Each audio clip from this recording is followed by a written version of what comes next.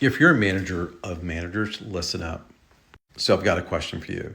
The question is, you've got a group of people that you're leading and managing. Maybe it's 10, 15 managers, group of leaders, and you have a lot of responsibility. The question is how much money are you leaving on the table? As an executive or senior manager, volume and revenue are very important. So back to my question is how much money are you leaving on the table because your team is not taking advantage fully of the opportunity of managing effectively? Do you realize that on average you're leaving about 30% of opportunity, whether that's output or revenue, on the table? And I haven't quantified anything. With the many organizations that I've worked with, 30% is what we normally see when we first start working with them. So back to my original question, do you know that number?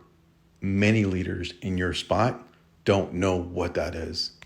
So here's a simple action that you can take to figure this out. And I talk about this all the time with new managers. So if you have some managers that are listening to what I'm saying, this is the opportunity. Create an activity list with reasonable expectations and frequency. Hear me out. Take one of those activities and say it takes 60 minutes. And you say, okay, where does that 60 minutes come from? Someone pulled it out from somewhere.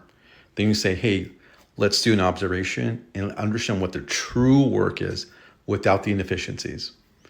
And you say, okay, let's do that. Get a couple of data points out there, do about 4 to 5 observations. And guess what? You're going to realize that it's not really 60 minutes. That's actually 37 minutes of true work. That in itself, that small activity that you did between 37 minutes and 60 minutes is the money you're leaving on the table. So if you're a manager, guess what? I would take advantage of the full opportunity. Save this video for later.